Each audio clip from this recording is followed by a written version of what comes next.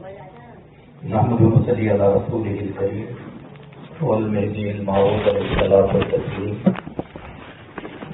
أما بعد فقد قال الله تبارك وتعالى في كلامه القديم والفرقان العظيم: أعوذ بالله من الشيطان الرجيم، بسم الله الرحمن الرحيم. يا أيها الذين آمنوا من يرتد منكم عن دينه فسوف يأتي الله بقوم يحبهم ويحبونه إلى آخر الآية. معزز سامعین کرام، عزت مآب خواتین، اللہ تبارک و تعالیٰ کا فرمان مبارک: اے ایمان والو، تم میں سے جو کوئی اپنے دین سے مرتد ہونا چاہتا ہے، دین کو چھوڑ کر ارتداد کا راستہ اختیار کرنا چاہتا ہے تو وہ کر لے، لا زیر، اللہ کو کوئی پرواہ نہیں. اس لیے کہ ہم قریب اللہ اس قوم کو لائے گا جس قوم سے اللہ محبت کرے گا اور وہ قوم اللہ سے محبت کرے گی. آج کا جو عنوان جو تقریر کے تعلق سے آپ کو سنایا گیا کہ خلفائے مہدی موعود علیہ السلام اور ان کا مقام، کل ہی جب اس بات کا اعلان ہوا کہ کل کی تقریر اس عنوان پر ہوگی تو کل سے ہی جو ہے ایک تشویش کا عالم ہے. ایک بات جو ہوتی ہے زیادہ سے زیادہ 50 منٹ 55 منٹ، بہت ہو گئی تو 1 گھنٹے کی ہماری گفتگو ہوتی ہے، تقریر ہوتی ہے. اب 1 گھنٹے کے اندر زیادہ سے زیادہ میں خلفائے مہدی کے تعلق سے کیا ان کے مقام کو بیان کر سکتا ہوں. 5 خلفاء حضرت بندگی میاں سید محمود ثانی مہدی رضی اللہ تعالیٰ عنہ، حضرت بندگی میاں سید خنمیر صدیق ولایت رضی اللہ عنہ، حضرت بندگی میاں شاہ نعمت مخراج العزت رضی اللہ عنہ، حضرت بندگی میاں شاہ نظام دریائے وحدت آشام رضی اللہ عنہ، حضرت بندگی میاں شاہ دلاور مقبول داور رضی اللہ تعالیٰ عنہ. 5 خلفاء ہیں. 5 خلفاء کے مقام کو 1 گھنٹے کی تقریر میں کیا بیان کیا جا سکتا ہے، کیونکہ اگر خلیفے کی اگر ایک صفت کو بیان کریں تو کئی گھنٹے درکار ہوتے ہیں. حضرت ثانی مہدی رضی اللہ تعالیٰ عنہ کی کسی ایک صفت کو ہی لے کر ہم بات کریں تو اس کا حق ادا کر نہیں سکتے. تو پھر 5 خلفاء کے تعلق سے میں آپ کو کیا سمجھا سکتا ہوں. پھر ذہن میں خیال آیا کہ کیوں نہ ان 5 خلفاء کے سیرت کے ایک گلدستے کے طور پر مختصر ہی صحیح آپ کے سامنے ایک گلدستے کے طور پر پیش کر دیا جائے. ان حضرات کو جو مقام ملا وہ مقام خدا کی جانب سے اللہ جس کو جو مقام عطا کرنا تھا، جن کو جو فضیلت دینی تھی، مہدی موعود کے ذریعے اللہ نے وہ عطا کر دی. لیکن سوچنے والی چیز یہ ہے کہ ان 5 خلفاء کے درمیان کیا چیز ہے جو ہم کو قدر مشترک یعنی کامن چیز ہم کو کیا نظر آتی ہے. اگر ہم سوچ میں بیٹھیں تو ہم کو پہلی چیز جو 5 خلفاء کے درمیان ہم کو ایک جیسی نظر آتی ہے وہ یہی کہ مہدی کی جو فرما برداری تھی 5 خلفاء کے اندر وہ پائی جاتی تھی. یعنی ثانی مہدی رضی اللہ تعالیٰ عنہ ہو، بندگی میاں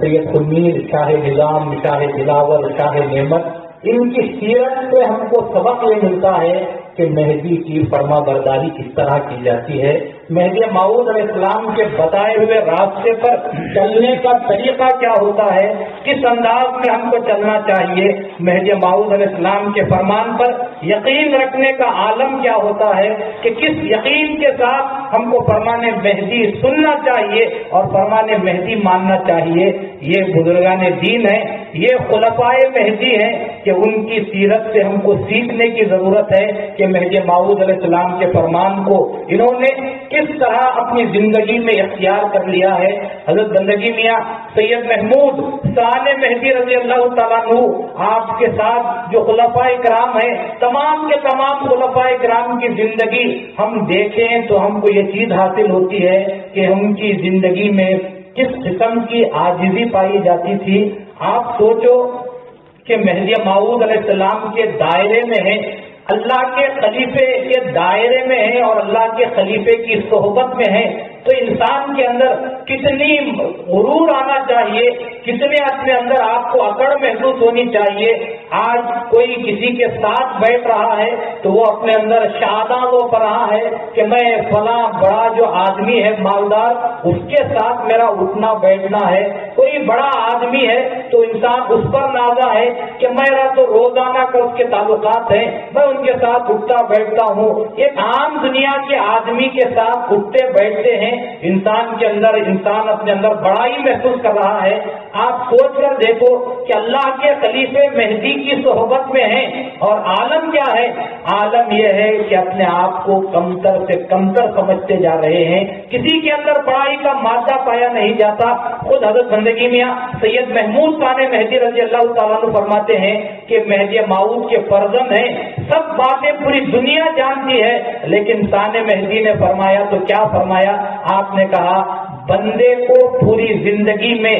ایک مرتبہ بھی خیال نہیں آیا کہ میں مہدی کا فرزند ہوں، میں اپنے آپ کو دائرے کا ایک حصہ، ایک فقیر سمجھتا ہوں. آپ اندازہ لگاؤ کہ مہدی موعود علیہ السلام دائرے کے مرشد ہیں، آپ صاحب دائرہ ہیں، اور آپ کے فرزند ثانی مہدی کہتے ہیں کہ مجھے زندگی میں ایک مرتبہ بھی خیال نہیں آیا کہ میں مہدی کا فرزند ہوں. یہ کیا چیز ہے کہ ثانی مہدی رضی اللہ تعالیٰ عنہ کو اتنے بڑے بڑے مرتبے ملنے کے باوجود آپ نے اپنے اندر عاجزی کو رکھا. آپ نے کبھی بڑائی کو پسند نہیں کیا، بڑائی کو پسند نہیں کیا، اسی لیے اللہ نے ان کو اتنا بڑا کیا کہ مہدی موعود نے فرمایا تو کیا فرمایا؟ ایک طرف ثانی مہدی یہ کہتے ہیں کہ مجھے زندگی میں ایک مرتبہ خیال نہیں آیا کہ میں مہدی کا فرزند ہوں، اور دوسری جانب مہدی موعود فرماتے ہیں میرے اور بھائی محمود کے درمیان صرف نام کا فرق ہے. یعنی گویا مہدی موعود علیہ السلام نے ثانی مہدی کا مقام بتا دیا کہ میرے اور بھائی سید محمود کے درمیان صرف نام کا فرق ہے. کیا ہے کہ اللہ نے مجھے مہدی بنایا اور وہ مہدی نہیں، اس فرق کے علاوہ اور کوئی فرق نہیں. تو ثانی مہدی کو اتنا بڑا اونچا مقام ملنے کے باوجود آپ نے عاجزی کو اختیار کیا، انکساری کو اختیار کیا. حضرت بندگی میاں رضی اللہ تعالیٰ عنہ اب ان کے تعلق سے جو بات روایتوں میں ملتی ہے وہ یہی کہ بندگی میاں رضی اللہ تعالیٰ عنہ کو مہدی موعود علیہ السلام نے جب فرمایا کہ بھائی سید المیر، اللہ نے جو میری شہادت کا بار ہے، چوتھی صفت کا اظہار اللہ نے تمہارے اوپر رکھا ہے، اللہ نے تمہارا انتخاب کیا ہے کہ بار امانت تمہارے حوالے کیا جاتا ہے. تو بندگی میاں رضی اللہ تعالیٰ عنہ نے فرمایا کہ بندہ اس قابل نہیں کہ مہدی کی شہادت کو اٹھا سکے، اس بار امانت کو اٹھا سکے. مہدی موعود نے فرمایا خدا کا فرمان ہے کہ خدا قابل کو چھوڑتا نہیں اور ناقابل ہو اس کو عطا کرتا نہیں. اور اتنے مقامات ملنے کے باوجود بھی بندگی میاں رضی اللہ تعالیٰ عنہ ایک مرتبہ اپنے دائرے سے رات کے حصے میں نکل جاتے ہیں اور جا کر درخت کے نیچے بیٹھ جاتے ہیں اور بیٹھ کر کہتے ہیں تو کیا اللہ کے دربار میں عاجزی کرتے ہیں کہ اللہ میں مقام مہدی پر بیٹھنے کے لائق نہیں، میں بیان قرآن کرنے کے لائق نہیں، میں فیض طبیعت تقسیم کرنے کے لائق نہیں، اور نہ میں پسخوردہ دینے کے لائق ہوں. آپ اندازہ لگاؤ کہ بندگی میاں رضی اللہ تعالیٰ عنہ کو مہدی موعود نے کیا کیا فضیلتوں سے نوازا ہے، اس کے باوجود بندگی میاں رضی اللہ تعالیٰ عنہ کہتے ہیں کہ میں مقام مہدی پر بیٹھنے کے لائق نہیں، بیان قرآن کرنے کے لائق نہیں. تو خدا تعالیٰ یہ جو خلفائے مہدی ہیں ان کی سیرت ہم کو یہ بتا رہی ہے کہ جس کے اندر عاجزی رہتی ہے، جو اپنے آپ کو گراتے ہیں، خدا تعالیٰ انہیں کو اعلیٰ مقامات عطا کرتے ہیں. اور جو خود سے اوپر اٹھنے کی کوشش کرتے ہیں کیا ہوتا ہے؟ جب فرعون نے کہا انا ربکم الاعلی، گویا اس نے اپنی بڑائی چاہی اور خود سے اوپر اٹھنا چاہا. اللہ نے کہا کہ جو خود سے اوپر اٹھتا ہے میں اس کو ندی میں دریا کے درمیان میٹ کر رکھ دیتا ہوں اس کو غرق کر رکھ دیتا ہوں. تو یہ خلفائے مہدی کی سیرت سے یہ چیز ہم کو سیکھنے کی ضرورت ہے کہ کیا سے کیا تم کو مل جائے، اونچے مقامات مل جائیں، چاہے وہ دنیاوی اعتبار سے ہو یا دینی اعتبار سے ہو، تم کو چاہیے کہ عاجزی کے دامن کو کبھی نہ چھوڑو، اپنے آپ کو ہمیشہ دوسروں سے بہتر نہیں بلکہ دوسروں سے کمتر سمجھنا، یہی ہم کو بزرگان دین کا درس ملتا ہے. آج آپ دیکھتے ہیں کہ انسانوں کے درمیان جتنے جھگڑے پیدا ہوتے ہیں، ان جھگڑوں کا مقصد وجہ یہ کی ہوتی ہے، وہ کہتا ہے کہ میں بڑا، اور سامنے والا کہتا ہے کہ میں بڑا، وہ کہتا ہے میں بہتر، یہ کہتا ہے میں بہتر. تو انسانوں کے درمیان جھگڑے ہوتے ہیں. جہاں یہ بات آ جائے وہ کہے کہ تم ہی بہتر ہو، ہم تو کوئی حیثیت نہیں رکھتے، تو جھگڑے کا کوئی سوال ہی پیدا نہیں ہوتا. خدا بھی یہی کہتا ہے کہ تم عاجزی کو اختیار کرو، انکساری کو اختیار کرو، تو میں تم کو اعلیٰ رتبے عطا کرتا ہوا چلا جاتا ہوں. حضرت بندگی میں شاہ نظام رضی اللہ تعالیٰ عنہ کیا تھے؟ آپ جائز کے بادشاہ تھے، آپ کو سلطنت ملی ہوئی تھی اور کوئی اطراف میں ایسا نہیں تھا جو آپ کے مقابلے میں آ کر ٹک سکے. ایک مطلق العنان حکومت، یعنی ایسی حکومت جس کو کوئی چیلنج کرنے والا بھی نہیں. حضرت شاہ نظام رضی اللہ تعالیٰ عنہ اس کو چھوڑ کر مہدی موعود علیہ السلام کی صحبت میں آتے ہیں اور آ کر وہی کپڑے پہنتے ہیں جو دائرے کے فقراء پہنے ہوئے ہیں، پیون زدہ کپڑے. آپ سوچ کر دیکھو کہ کہاں ایک بادشاہ وقت وہ جو شاہانہ لباس پہن کر بادشاہ کے تخت پر بیٹھا کرتے تھے، اور وہی شاہ نظام رضی اللہ تعالیٰ عنہ آپ مہدی موعود کے پاس آتے ہیں تو ایسے کپڑے پہنتے ہیں کہ جس میں نہ جانے ان گنت پیون لگے ہوئے ہیں. آپ سوچ کر دیکھو کہ شاہ نظام رضی اللہ تعالیٰ عنہ کو کیا کبھی وہ خیال نہیں آیا ہوگا کہ میں بادشاہ تھا، بہترین سے بہترین لباس پہنتا تھا، آج میری حالت کیا ہے، یہ پیون زدہ کپڑے پہنا ہوا ہوں. انسانوں پر کبھی بھی ہوتا ہے کہ ایک زمانہ بہت زیادہ خوشی کا ماحول تھا تو انسان بہترین سے بہترین زندگی گزارتا تھا، ذرا تنگی آتی ہے تو انسان بیٹھ کر وہ اپنے عیش و عشرت کے دن یاد کرتا ہے کہ وہ بھی ایک زمانہ تھا کہ ہم جو ہے اس قسم سے کام کیا کرتے تھے. آج حالت کیا ہو گئی؟ قربان جائیے بندگی میں شاہ نظام کی ذات پر کہ زندگی میں آپ کو ایک مرتبہ بھی وہ بادشاہت یاد نہیں آئی. کیوں یاد نہیں آئی؟ مہدی سے جو خدا کی جانب سے روزانہ نئے نئے مقامات ملتے تھے، ان مقامات کے سامنے دنیا کی دولت کو آپ نے ہیٹ سمجھا. تو معلوم یہ ہوتا ہے کہ جو انسان دنیا کے جاہ و مرتبے کو ہیٹ سمجھتا ہے اور خدا سے ملنے والی ہر چیز کو خدا کی بڑی نعمت سمجھتا ہے، اسی انسان کو زندگی میں دنیا میں اور آخرت میں کامیابی ملتی ہوئی چلی جاتی ہے. حضرت شاہ نعمت رضی اللہ تعالیٰ عنہ، ان کو مہدی موعود علیہ السلام نے کیا کچھ عنایات نہیں کیے. شاہ دلاور رضی اللہ تعالیٰ عنہ، ان کو مہدی موعود علیہ السلام نے اعلیٰ سے اعلیٰ مقامات عطا کیے. یہاں تک فرما دیا کہ شاہ دلاور رضی اللہ تعالیٰ عنہ آپ رائے دلپت کے بانجے تھے، سب کو معلوم تھا. لیکن ایک مرتبہ صحابہ کرام بیٹھ کر آپس میں باتیں کر رہے تھے. کسی نے اپنے باپ دادا کے باتیں بتائی اور کہا کہ ہمارے باپ دادا یہ ہیں، کسی نے اپنے باپ داداؤں کی باتیں کی. تو شاہ دلاور رضی اللہ تعالیٰ عنہ خاموش بیٹھ کر لوگوں کی باتیں سن رہے ہیں اور آپ کے چہرے پر ایک غمگینی کی حالت بنی ہوئی ہے کہ لوگ اگر پوچھیں گے تو میں اپنے باپ دادا کے قصے کیا سناؤں، میں تو دلپت کا بھانجا ہوں، میں وہ مشرک کی باتیں کیا کروں. آپ غمگین بیٹھے ہوئے تھے. ایسے ہی مہدی موعود علیہ السلام کے پاس گئے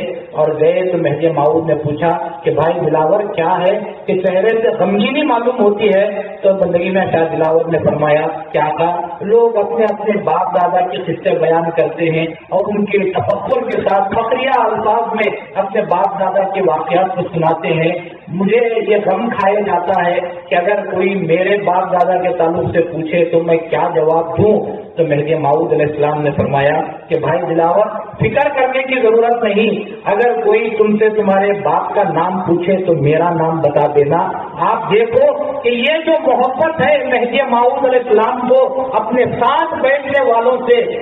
کہ کون ہے پتا نہیں، لیکن مہدی موعود فرماتے ہیں کہ اگر کوئی باپ کا نام پوچھے تو میرا نام بتا دینا. یہ جو محبت کس واسطے محبت ہے؟ کیا دنیا واسطے یہ محبت ہو رہی ہے؟ یہ جو محبت ہے یہ وہ محبت ہے جس میں صرف اور صرف اللہ واسطے محبت کی جا رہی ہے، اور دائرے میں جو زندگی گزاری جاتی تھی حضرت بندگی میاں سید محمود ثانی مہدی رضی اللہ تعالیٰ عنہ، ان کی زندگی تو ہمارے سامنے ایسی ہے کہ جس انسان کو اس ماحول میں عاجزی کے ساتھ زندگی گزارنا چاہیے، ثانی مہدی رضی اللہ تعالیٰ عنہ کی زندگی ہمارے سامنے ایک رہنمائی اصول کو پیش کرتی ہے۔ ایک واقعہ ہے کہ ایک مرتبہ طوفان چلا، ہوائیں چلی، تمام کے تمام دائرے کے جو جھوپڑے تھے سب ایک کے بعد دیگرے فقراء کے تمام جھوپڑے ٹوٹ گئے، اور ثانی مہدی رضی اللہ تعالیٰ عنہ کا جو جھوپڑا تھا، جو آپ کا حجرہ تھا، وہ حجرہ ویسے کے ویسا باقی رہا۔ طوفان اس کو ہلا نہ سکا، اور ہلاتا بھی کیسے؟ جس حجرے میں ثانی مہدی قیام کرتے ہیں اس حجرے کو طوفان ہلا سکے، اس میں اتنی طاقت نہیں ہوتی۔ پھر بھی اگر آج ایسا ہو جائے تو ہم تو خوش ہو جائیں گے، لوگوں میں فخر کرتے ہوئے کہیں گے کہ دیکھو طوفان آیا، سب کے گھروں کو توڑتا ہوا چلا گیا، لیکن میرے گھر کو کچھ نہ کر سکا۔ لوگ انسان فخر کریں گے، لیکن ثانی مہدی رضی اللہ تعالیٰ عنہ دیکھتے ہیں کہ تمام دائرے کے فقراء کے جھوپڑے جو ہے ٹوٹ گئے، اور میرا جو جھوپڑا ہے، میرا جو حجرہ ہے وہ ٹوٹا نہیں۔ تو ثانی مہدی رضی اللہ تعالیٰ عنہ رونے لگتے ہیں۔ صحابہ نے پوچھا کہ یہ رونے کی کیا بات ہے؟ یہ تو خوشی کی بات ہے کہ آپ کا حجرہ جو ہے سلامت ہے۔ تو ثانی مہدی نے کہا میں اس لیے رو رہا ہوں کہ طوفان سے دائرے کے تمام فقراء کے جھوپڑے ٹوٹ گئے، میرا نہیں ٹوٹا، تو میں اس لیے خوف کھا کر رو رہا ہوں، کیا مجھے خدا نے فقراء سے الگ کر دیا کہ ان پر تو آزمائش آئی اور خدا نے مجھے بچا لیا ہے؟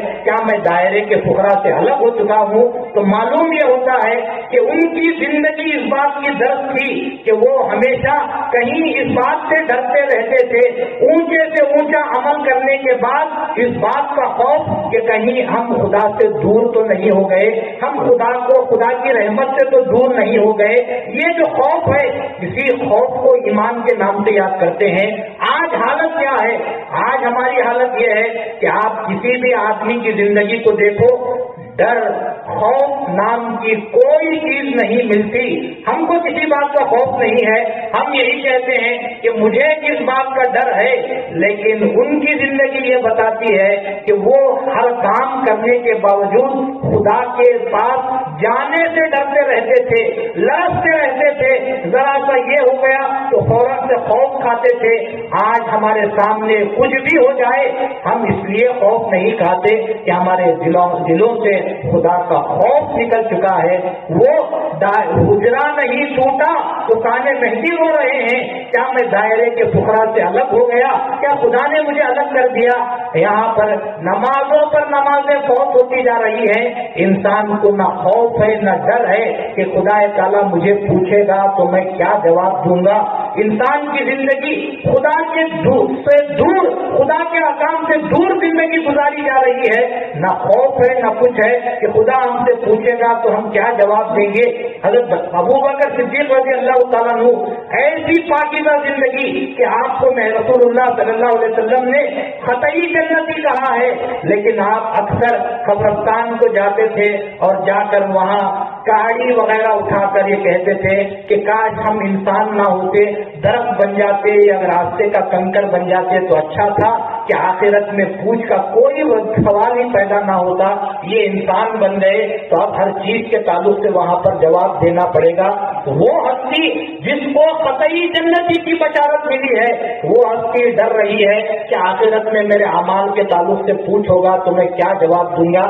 میرا اور آپ کا عالم کیا ہے؟ ہم کو کوئی فکر نہیں ہے، ہم اس طرح زندگی گزار رہے ہیں گویا ہم سے یا تو پوچھ ہی ہونے والی نہیں، اگر پوچھ بھی ہے تو گویا ہم کو ہمارے پاس پورے جوابات تیار ہیں۔ ہمارا نامہ اعمال پاکیزہ نامہ اعمال ہے کہ خدا دیکھے گا اور کہے گا کہ یہ بڑا پاکیزہ نامہ اعمال ہے، اسے بغیر حساب کتاب کے جنت میں ڈال دو۔ اس ختم کی بے خوف زندگی کو گزارا جا رہا ہے۔ بزرگان دین کی سیرت کو آپ کے سامنے اس لیے رکھا جاتا ہے کہ اے ذرا سا نماز روزہ کرنے کے بعد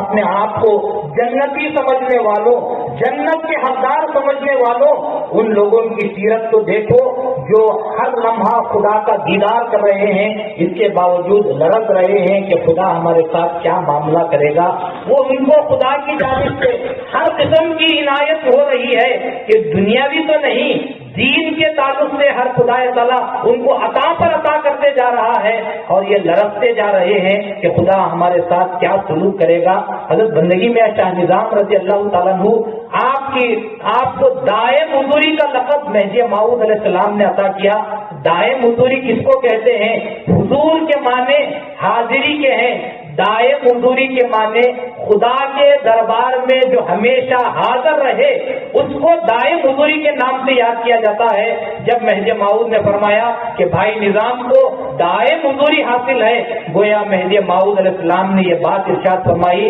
دیکھنے کے لیے شاہ نظام زمین پر رہتے ہیں لیکن یہ ہر لمحہ خدا کے دربار میں رہتے ہیں۔ آپ سوچو کہ یہ چیز حاصل کرنا انسان کے لیے کتنے کمال کی چیز ہو سکتی ہے اور کتنا مشکل کام ہے۔ یہ اتنا مشکل کام ہے، اگر اس کا اندازہ لگانا ہے تو بہت زیادہ غور و فکر کرنے کی ضرورت نہیں۔ اپنی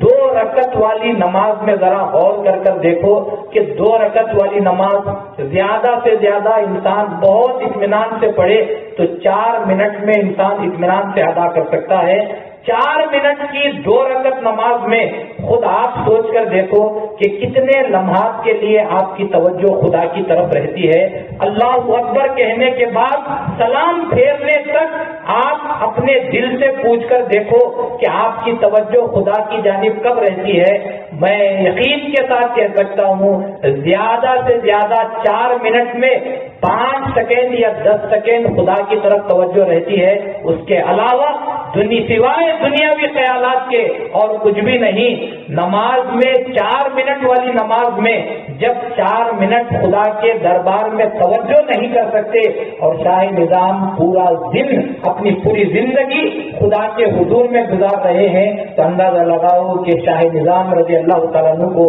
مہدی موعود سے کیا چیز ملی ہوگی اور آپ نے کتنی محنت کی ہوگی کہ یہ دنیا کے لیے نہیں بلکہ خدا کے قریب جانے کے لیے کتنی محنت کی ہوگی کہ اللہ نے مہدی موعود کے صدقے شاہ نظام کو دائم حضوری کا جو صفت عطا کی کہ آپ ہمیشہ وہاں پر حاضر رہتے ہیں۔ تو وہ ان بزرگان دین کی آپ نے اس صفت کو جب سنا تو کم از کم آپ یہ تو کر نہیں سکتے جس پر خدا کا فضل ہو جائے کہ انسان کہے کہ میں بھی اس چیز کو حاصل کروں گا۔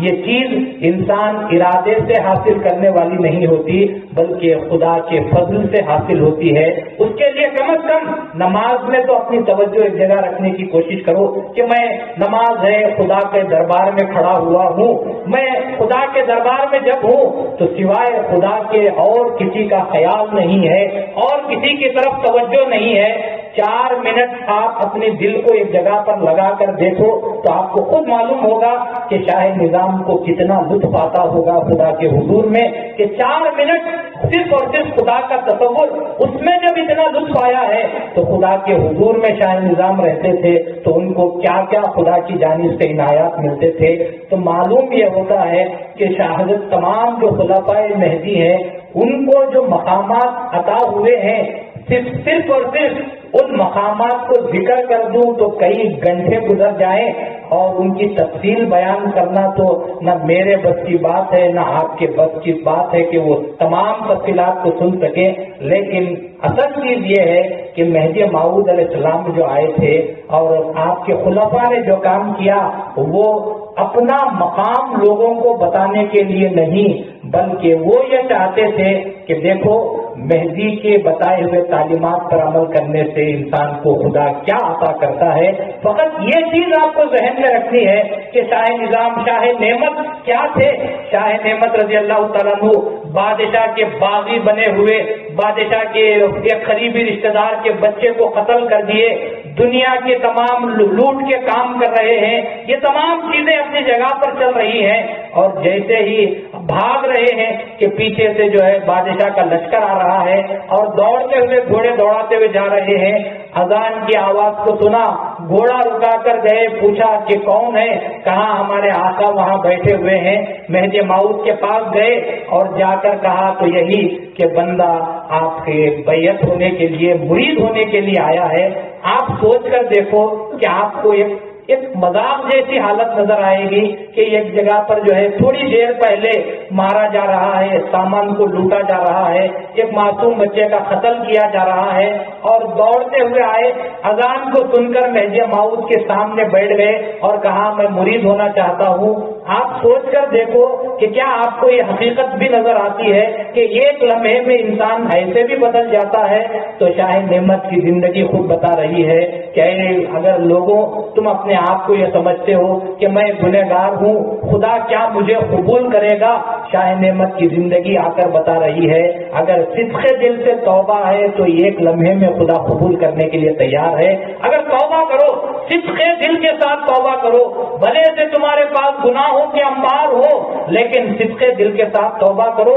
ایک لمحے میں خدا تمہاری توبہ کو قبول کرتے ہوئے تمہاری حالت کو بدلنے کے لیے تیار ہے. اور جیسا کہ آپ جانتے ہیں کہ ایک کمرہ ہے جس میں بہت ساری کپاس روئی بھری ہوئی ہے, کیا اس کو جلانے کے لیے آپ کو اتنی ہی آگ کی ضرورت ہوتی ہے؟ اتنے زیادہ کپاس کو, روئی کو جلانے کے لیے ایک ہی ماچس کی تیلی کافی ہے. آپ نے سلگایا اور پورے کی پوری کپاس, کمرہ بھر کر نہیں محلہ بھر کر بھی ہو تو ایک تیلی سے سب جلایا جا سکتا ہے. دین اسلام یہی کہتا ہے کہ تیرے گناہ انبار صحیح, لیکن اس کو معاف کرنے کے لیے خدا کی ایک نظر کافی ہے. خدا جو تواب ہے, غفور ہے, وہ غفور کی ایک نظر ہو جائے تو تیرے تمام گناہ معاف ہو سکتے ہیں. تو شاہ نعمت کی سیرت آ کر بتاتی ہے کہ تم یہ مت سمجھو کہ میں اتنا برا ہو گیا تو کیا میں واپس بھی جا سکتا ہوں. توبہ کے دروازے تو ہمیشہ کھلے ہوئے ہیں.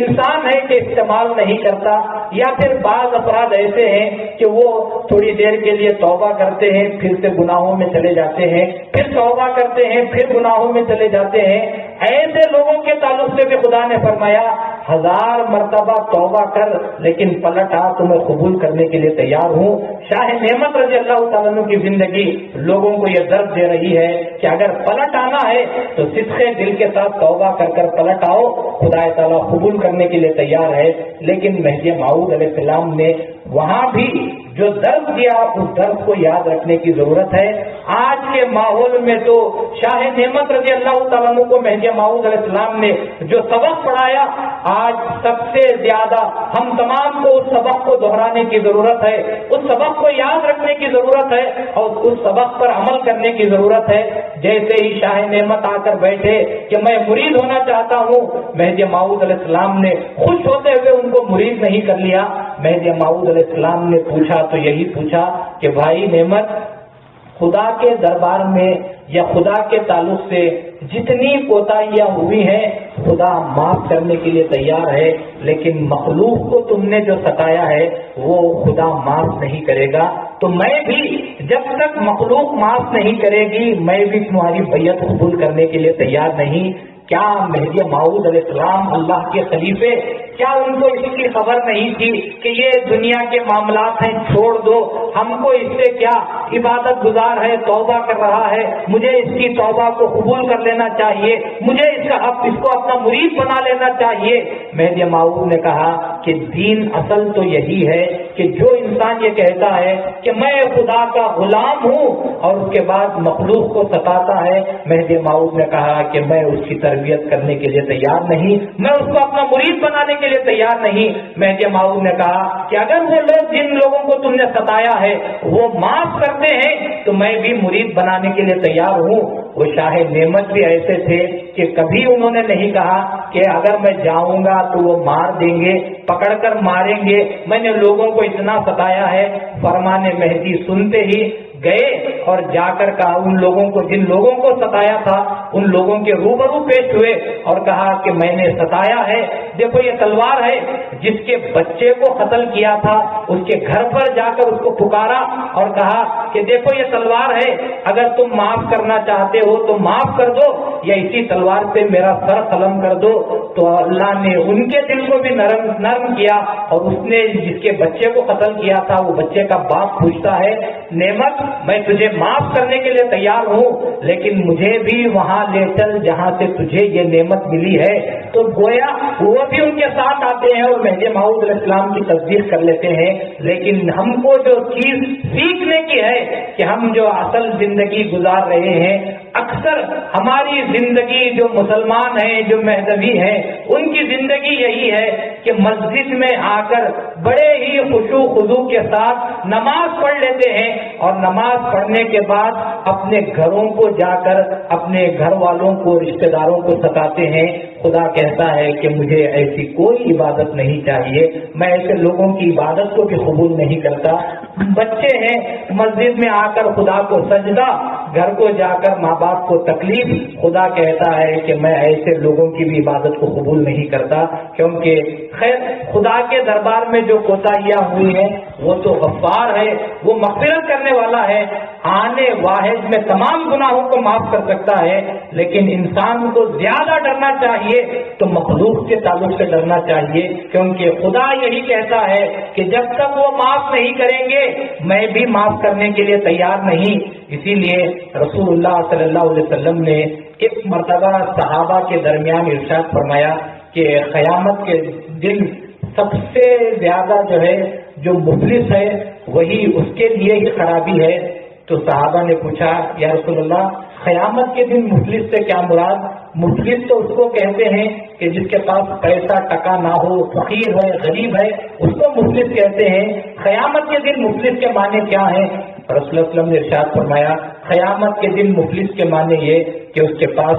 ڈھیروں نیکیاں ہوں گی، احد کے پہاڑ کے معنی نیکیاں لے کر وہ خدا کے دربار میں حاضر ہوگا۔ تو صحابہ نے پوچھا کہ یا رسول اللہ احد کے پہاڑ کے معنی نیکیاں اور آپ اس کو مفلس کہہ رہے ہیں؟ تو رسول اللہ صلی اللہ علیہ وسلم نے کہا جب وہ آئے گا خدا ان سے کہے گا، فرشتوں سے کہے گا کہ اس کا حساب شروع کرو، تو اس کا حساب کرنے کے لیے جب بیٹھیں گے تو اس کی اتنے نیکیاں ہوں گی، لیکن ایک آدمی آئے گا اور کہے گا کہ یا اے اللہ اس نے مجھے ستایا تھا، تو اللہ کہے گا فرشتوں سے کہ اس کی اتنی نیکیاں اس کو دے دو، اور وہ ایک آدمی جائے گا، دوسرا آدمی آئے گا اور کہے گا کہ اس نے میرے مال کو ہڑپ کر لیا تھا، اللہ کہے گا کہ اس کی جو نماز کی نیکیاں ہیں اس کو دے دو، ایک آدمی آئے گا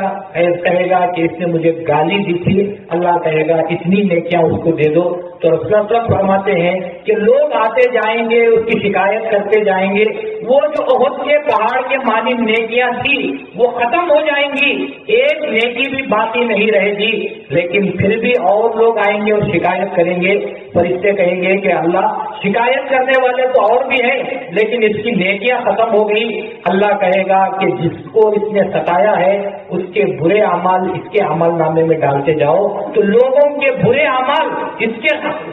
کھاتے میں رکھ دیے جائیں گے، اس کے نامہ اعمال میں رکھ دیے جائیں گے۔ رسول اللہ صلی اللہ علیہ وسلم فرماتے ہیں کہ جہاں احد کے پہاڑ کے مانی نیکیاں تھی اب وہاں صرف اور صرف برائیاں ہوں گی۔ آپ دیکھو کہ ایک انسان نے بہت نیک اعمال کیے، بڑی نیکیوں کا پہاڑ لے کر گیا، لیکن وہ نیکیوں کا پہاڑ کس کے کام آیا؟ جس کو اس نے ستایا تھا ان کے کام آئے، اور جس نے ان کو ستایا تھا ان کے برے اعمال اس کو آ گئے۔ تو آپ اندازہ لگاؤ کہ اگر لوگوں کو مخلوق کو ستایا جاتا ہے تو تمہارا عمل تمہارے کام نہیں آتا بلکہ ان کے کام آ جاتا ہے۔ جو کہا جاتا ہے کہ قیامت کے دن کسی کے نیک اعمال کسی کے کام نہیں آئیں گے، لیکن یہ مفلس آدمی جس نے لوگوں کو ستایا ہوگا کہ لوگ آ کر کہیں گے کہ اس نے مجھے مارا تھا، تو اس کے نیک اعمال جو اس نے نمازیں پڑھ کر جمع کر کر رکھی ہوئی ہیں اس کے نیک اعمال اس کو دے دیے جائیں گے، تو اس کی نیکیاں تمام کی تمام اس کے کام آتی ہو جائیں گی۔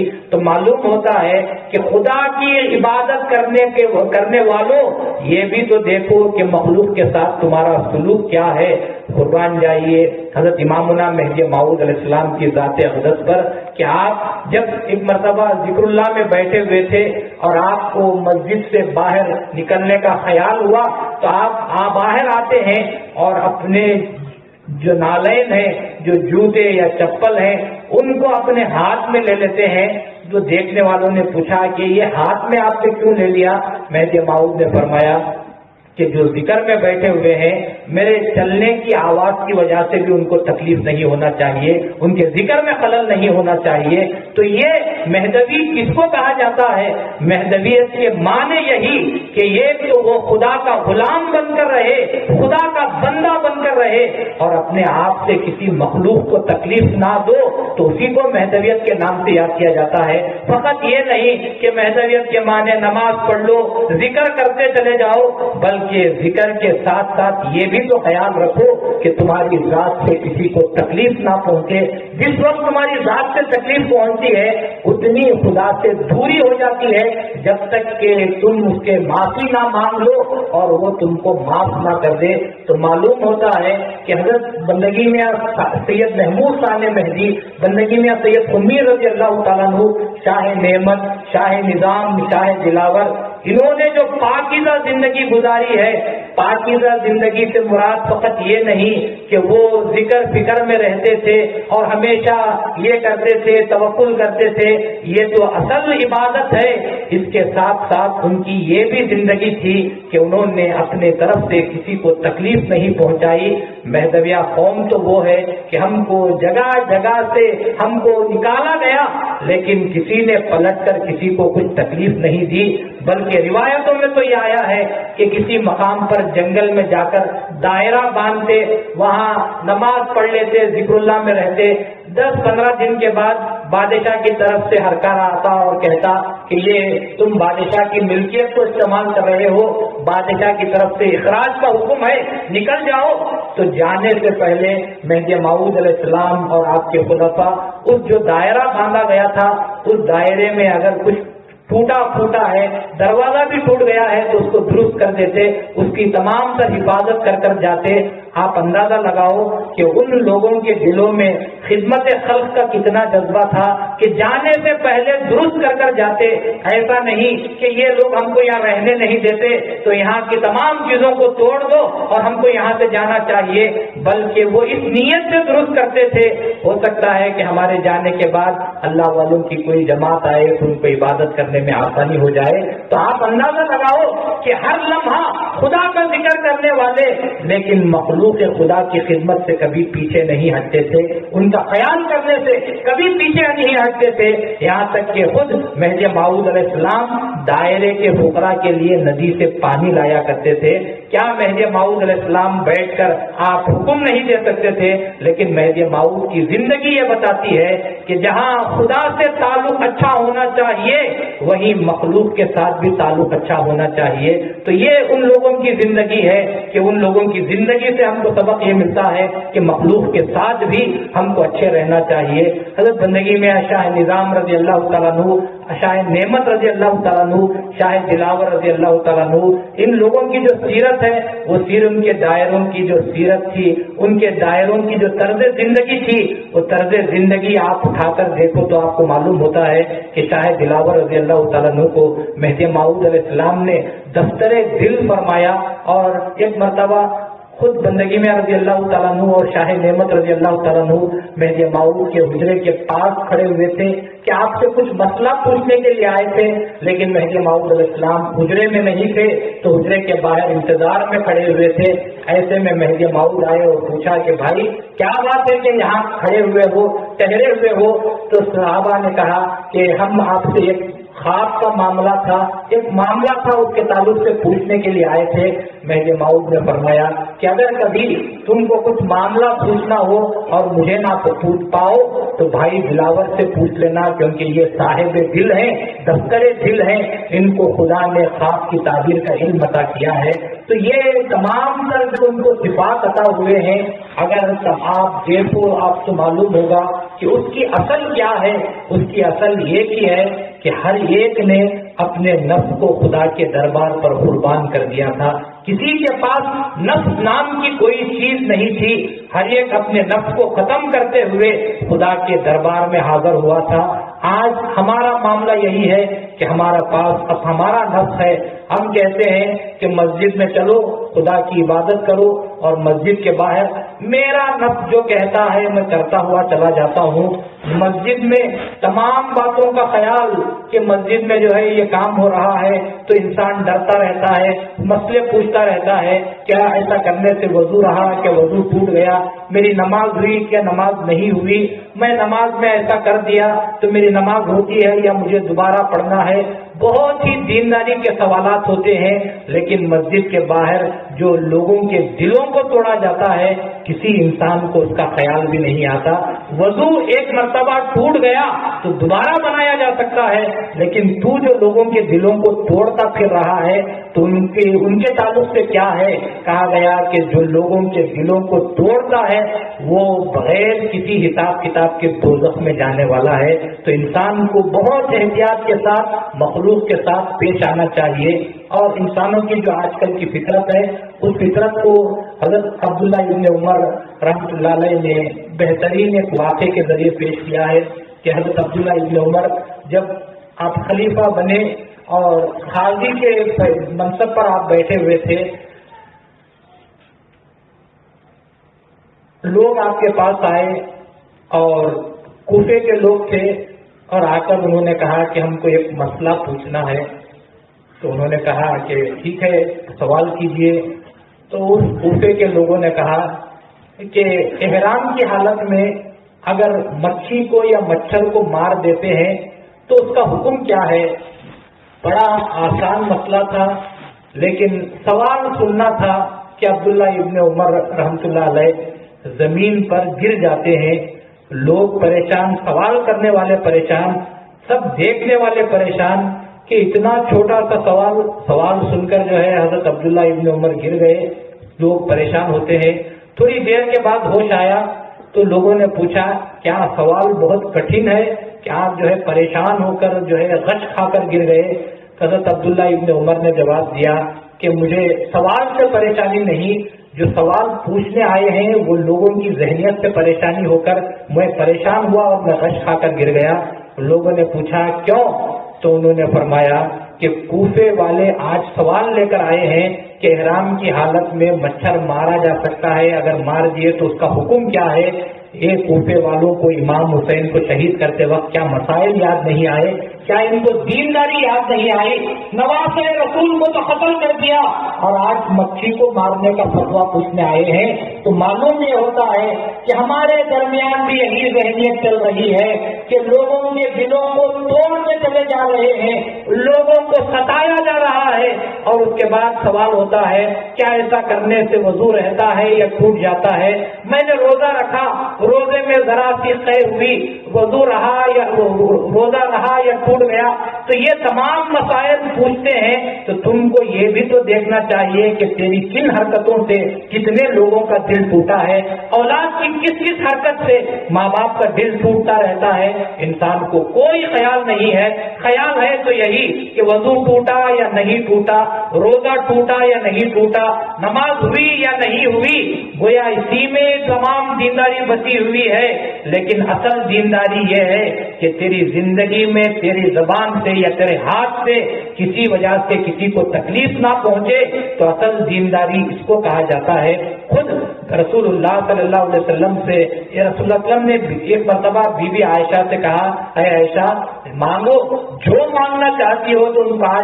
تم مانگو، میں دینے کے لیے تیار ہوں۔ بی بی عائشہ نے کہا کہ یہ تو بڑا اچھا موقع ہے، لیکن میں مانگوں تو کیا مانگوں؟ پریشان ہو گئی کہ میں رسول سے آج مانگوں، چھوٹی چیز مانگوں گی تو موقع جو بڑا ملا ہے وہ چلے جائے گا۔ موقع کے اعتبار سے ایسی چیز مانگنی چاہیے جو اس موقع کی نسبت رکھتی ہو۔ کیا کرنا چاہیے؟ فوراً سے خیال آیا کیوں نہ میں والد کو ابو بکر کو پوچھ کر آ جاؤں۔ فوراً سے گئی، ابو بکر سے پوچھتے ہیں کہ آج رسول اللہ علیہ وسلم دینے پر آمدہ ہیں، کوئی ایسا بتائیے کہ میں آج رسول اللہ علیہ وسلم سے مانگ لوں۔ ابو بکر صدیق نے کہا کہ اگر مانگنا ہے تو یہ کہو کہ یا رسول اللہ، معراج کو جب گئے تھے آپ کے اور خدا کے درمیان بڑے راز کی باتیں ہوئی تھی، ان راز کی باتوں میں سے ایک راز کی بات مجھے بتائیے۔ بی بی عائشہ واپس آتی ہیں اور آ کر اپنا مطالبہ پیش کرتے ہیں، تو رسول اللہ علیہ وسلم بھی جاننے والے، اور رسول اللہ علیہ وسلم نے فرمایا یہ سوال سوائے ابو بکر کے اور کسی کا نہیں ہو سکتا، کیونکہ سوال خود بتا رہا ہے کہ یہ سوال ابو بکر نے کیا ہے۔ تو بی بی عائشہ کے وہ سوال سن کر رسول اللہ علیہ وسلم جواب دیتے ہیں کہ عائشہ، رسول اللہ مجھے اللہ نے جو معراج میں راز کی باتیں بتائی، وہ راز کی باتوں میں ایک بات یہ تھی کہ جو کسی کے ٹوٹے ہوئے دل کو جوڑتا ہے وہ بغیر حساب کتاب کے جنت میں جاتا ہے۔ تو جواب سن کر وہ دوڑتی ہوئی ابو بکر کے پاس گئی، بی بی عائشہ، کیونکہ ابو بکر صدیق نے شرط لگائی تھی کہ میں سوال تو بتاؤں گا لیکن جواب مجھے آ کر بتانا پڑے گا۔ تو دوڑتے ہوئے بی بی عائشہ گئے، جا کر ابو بکر کو، والد کو بتایا کہ ابا جان، رسول نے یہ راز کی بات بتائی ہے کہ جو ٹوٹے ہوئے دل کو جوڑتا ہے اس کو خدا بغیر حساب کتاب کے جنت میں داخل کرتا ہے۔ تو ابو بکر جواب سن کر رونے لگے، آپ کی ہچکیاں بند آئی، اتنا آپ رونے لگے۔ بی بی عائشہ پریشان کہ اتنا اچھا جواب سننے کے باوجود راز کی بات مل گئی اور یہ ابا ہیں کہ روتے چلے جا رہے ہیں۔ ذرا سا دم ہلکا ہوا تو بی بی عائشہ نے پوچھا کیا یہ رونے کی بات ہے؟ تو یہ تو خوشی کا مقام ہے۔ ابو بکر نے کہا بیٹی تو سکے کے ایک رخ کو دیکھ رہی ہے، میں دوسرے رخ کو دیکھ کر رو رہا ہوں۔ رسول نے جو فرمایا کہ اللہ نے بتایا کہ جو ٹوٹے ہوئے دل کو جوڑتا ہے وہ بغیر حساب کتاب کے جنت میں جاتا ہے، اس کا دوسرا رخ یہ جو کسی کے دل کو توڑتا ہے وہ بھی دوزخ میں چلا جاتا ہے۔ تو میں یہ سوچ کر رو رہا ہوں انجانے میں نے کتنے لوگوں کے دلوں کو نہ توڑا ہوگا۔ تو آپ سمجھو کہ دینداری فقط سجدے کو، سر کو سجدے میں رکھ لینا نہیں ہے، بلکہ دینداری یہ ہے کہ کسی کے سر کو نیچے جھکانے کی کوشش نہ کرنا، جس کو دینداری کے نام سے یاد کیا جاتا ہے۔ آج زندگی میں ہوتا کیا ہے، ہر انسان اپنے غرور سے بتاتا ہے اور سامنے والے کو نیچا گرانا چاہتا ہے، ذلیل کرنا چاہتا ہے۔ یاد رکھو مسلمان کبھی کسی کو ذلیل نہیں کرتا، مسلمان تو یہ کہتا ہے کہ ہر ایک کا سر اونچا رہنا چاہیے۔ کیا آپ کو وہ رسول اللہ صلی اللہ علیہ وسلم کا واقعہ یاد نہیں کہ جب مکہ فتح ہوا، مکہ فتح ہونے کے بعد رسول اللہ علیہ وسلم اپنی اونٹنی پر بیٹھ کر فاتح ہیں، یعنی جن لوگوں نے رسول کو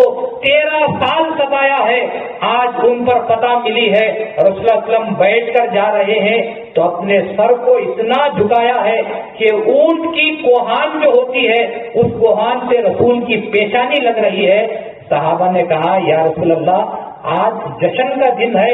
آج اللہ نے ہم کو کامیابی دی ہے، آپ اپنے سینے کو اٹھائیے، سینے کو پھلا کر آپ بیٹھیے تاکہ لوگوں کو معلوم ہو کہ اللہ نے ہم کو کیسے کامیابی عطا کی، جو لوگ ہم کو ستاتے تھے ان پر اللہ نے ہم کو کامیابی عطا کی ہے، آپ سر کو اٹھائیے۔ رسول اللہ علیہ وسلم نے ارشاد فرمایا کہ میں اس لیے اپنی نظروں کو، سر کو نیچے جھکایا ہوا ہوں کہ یہ جتنے لوگ نیچے کھڑے ہوئے ہیں ان لوگوں نے مجھے ستایا ہے، آج میری نظر ان کی نظر سے ملے گی تو شرمندگی کے ساتھ ان کی اپنی نظریں جھکانا پڑے گا۔ تو میں نے سوچا ان کو شرمندگی ہونے سے اچھا ہے کہ میں اپنے سر کو جھکا لیتا ہوں، اس رسول کے امتی ہیں تو ہم کو چاہیے کہ ہم اپنی زندگی میں نہ صرف عبادات کی حد تک بلکہ اپنی زندگی کے معاملات میں بھی اپنے آپ کو درست کرنے کی کوشش کریں۔ جو آپ کے سامنے بتایا گیا کہ خلفائے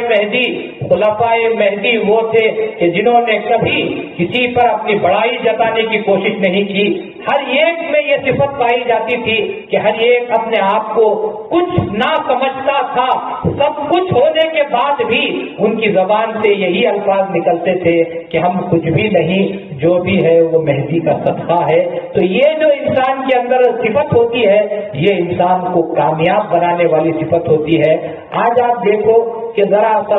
2 کتابیں پڑھنے کے بعد، 4 الفاظ سیکھنے کے بعد انسان میں کتنا غرور آ جاتا ہے، انسان اپنے آپ کو کیا کچھ سمجھنے نہیں لگ جاتا، ذرا سی معلومات ہو گئے انسان اکڑ دکھاتا ہے کہ میں یہ ہوں۔ لیکن آپ جاؤ ان بزرگان دین کے قدموں میں جاؤ، ان کی سیرت کو پڑھو تو معلوم ہوتا ہے کہ کتنے یعنی خدا کا ہمیشہ دیدار ہو رہا ہے، لیکن کبھی ان کے اندر بڑائی نہیں پائی جاتی۔ معلوم یہی ہوتا ہے کہ جس کے پاس سب کچھ ہوتا ہے اسی کے اندر عاجزی پائی جاتی ہے۔ جہاں تکبر دیکھو سمجھ جاؤ کہ یہاں کچھ بھی نہیں، اسی لیے تو اپنے آپ کو بہت کچھ سمجھا جا رہا ہے۔ اس ضمن میں حضرت بندگی میاں سید شہاب الدین شہاب الحق رضی اللہ تعالیٰ عنہ کا فرمان ایک فیصلہ کن فرمان نظر آتا ہے۔ حضرت شہاب الدین شہاب الحق رضی اللہ تعالیٰ عنہ نے فرمایا کہ